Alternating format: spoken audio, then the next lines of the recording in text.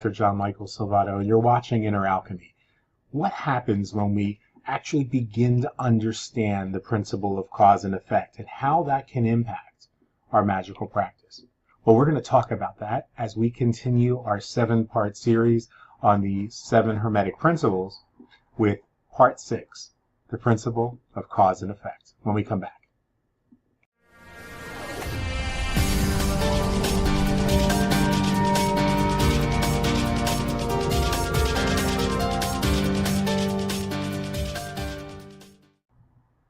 Hey, welcome back. This is Dr. John Michael Salvato. And as I said, you're watching part 6 in our 7-part series on the Hermetic Principles. This week's program is on the principle of cause and effect. So in the Kabbalion, we read that every cause has its effect, every effect has its cause. Everything happens according to law. Chance is but a name that we give to law that has not yet been recognized.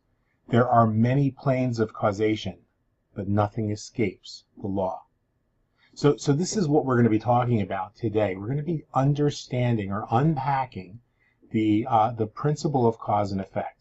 So let's get started by looking at it in practical terms. In practical terms, what the law is saying is that your thoughts, your behaviors and actions create specific effects that manifest and create life as you know it. So every thought that you think, every behavior, every action has an impact in the creative process of your experience of life.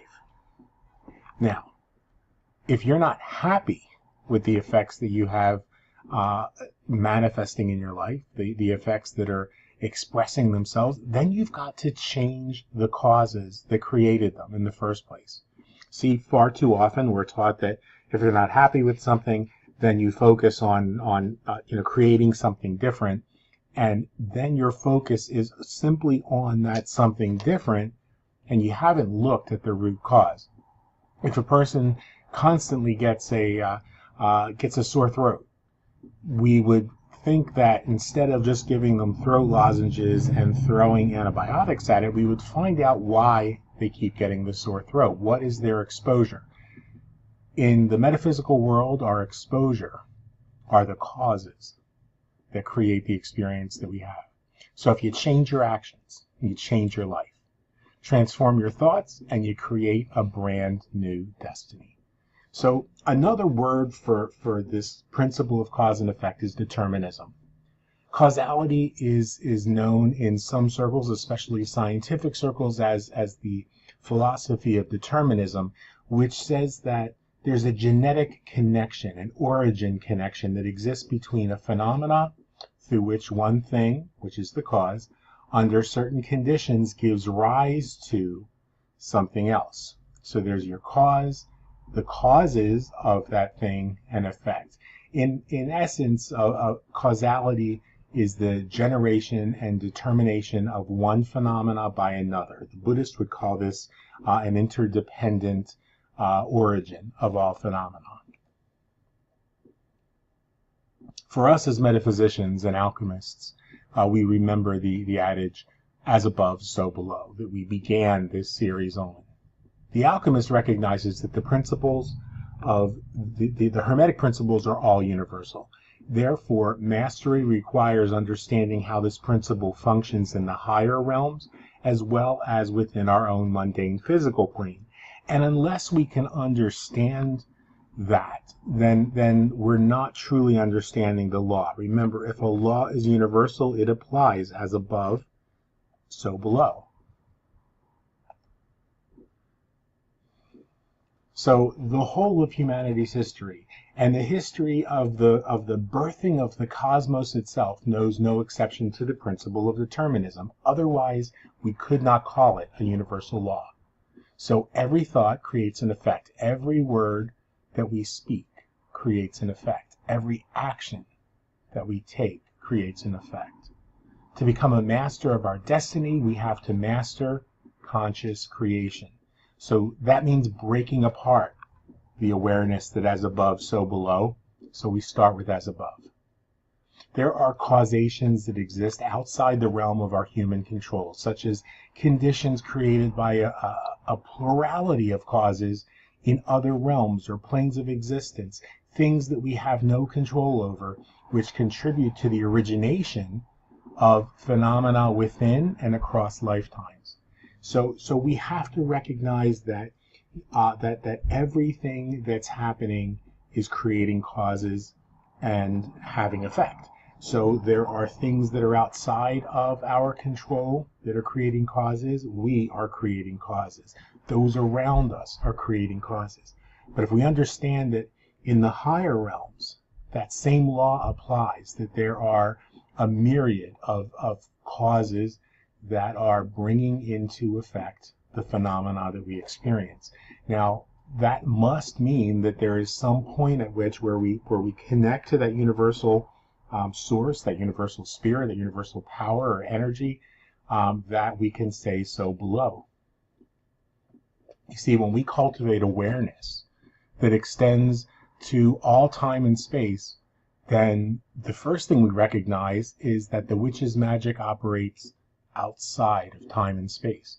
And therefore, through personal mastery, through our practice, we develop and cultivate greater awareness, greater mastery, greater conscious creation. We're able to create the causes and conditions that transmute the previous causes to manifest new outcomes. So I don't have to have been in control of those causes outside of my life, in other realms, in higher realms, lower realms. I don't have to be in control of them. I simply have to be aware of the causes that created conditions that we're now experiencing.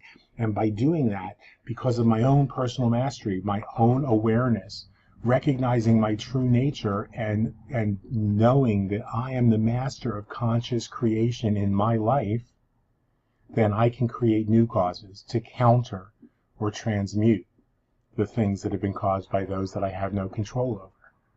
See, that's what personal mastery is. That's the whole purpose of this 7-part series, is beginning to challenge you and me to recognize that personal mastery is possible. So here's how personal mastery applies to this principle, as we've talked about in each of the previous 5 segments. In this segment, we're really stepping things up a bit. We're taking on greater responsibility. So we have to say, when we experience a phenomena, what's creating this? What is the thought that's or put better, what is the thought that we're entertaining now creating? What thought led to the creation of something that we're experiencing? Maybe something takes us aback, but what was the thought that created that?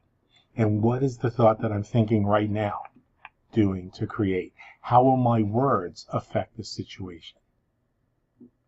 My response to the stimuli around me, to the conditions around me. What words am I choosing to speak? And what effect is that going to have? And then what action can I take to change the outcome? So what does that mean for us as witches, as practitioners of the magical arts, or sorcerers, however you want to call yourself? What do we do? How does this personal mastery manifest? Well, it manifests in 3 primary ways. When we say, what is this thought creating? That's about intentionality. That's about coming to terms with the 100% responsibility each of us holds for our intentions, for our thoughts. That's thought mastery. The second step on how will my words affect the situation, well, that's conscious spellcrafting. And quite often, we think that spells are something that we do when we light the candle and sit in front of our altar to affect a certain change. But the truth of the matter, from my perspective, is that at every moment we are consciously creating with our words. We are spellcrafting in every moment of our lives. And that third step, what actions can I take to change the outcome? Well, if our intention is is under our mastery, and we recognize that our words are continuously creating, then the actions that we can take as witches, as practitioners, is the creation of talisman, the mastery of herbology, understanding the spirits of the plants and the herbs and how they can help us in our endeavors, and then spirit work in general. Recognizing the spirit of everything, the spirit of life itself, in all aspects and all elements within the cosmos. Remember that as witches, we don't need to fix problems. What we do is we fix the energy around the problem, and then the problem itself will begin to manifest those changes to create something new. So when somebody comes to me and says, "Oh, can you create a spell for my relationship that's really strained?" Well, I certainly wouldn't ever endeavor to take away somebody's free will, first of all. Second, I'm not interested in controlling other people and forcing outcomes. But what I can do is look at the energy around that relationship, and I can use the craft to shift that energy, to address problems in that energy around the situation, and then I can release it and know that my conscious creation will begin to manifest in my experience. See, I'm not trying to change someone else's experience, I'm only trying to change mine. When I know a greater truth about something, that changes the experience for everyone around me. So I address the problem with the energy, and the relationship begins to course correct itself. I address the energy around an illness, and the body begins to course correct and heal itself. That's what it's all about. That's how we reclaim our power. And that's the principle of cause and effect. Taking 100% responsibility to the next level. Now, I hope that you've enjoyed this program. I hope that as we've endeavored over these last 6 weeks or so, that you were that you enjoyed as much as we did, bringing these principles to light, bringing these principles to the fore, if you will.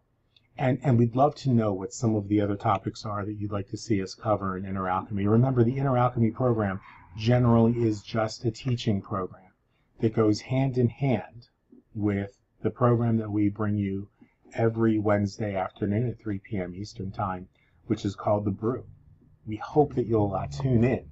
This week in particular, we have an incredible guest that you can read all about on my timeline, but he is a terrific, just an absolutely astute author. He's a practitioner of the magical arts himself in many traditions.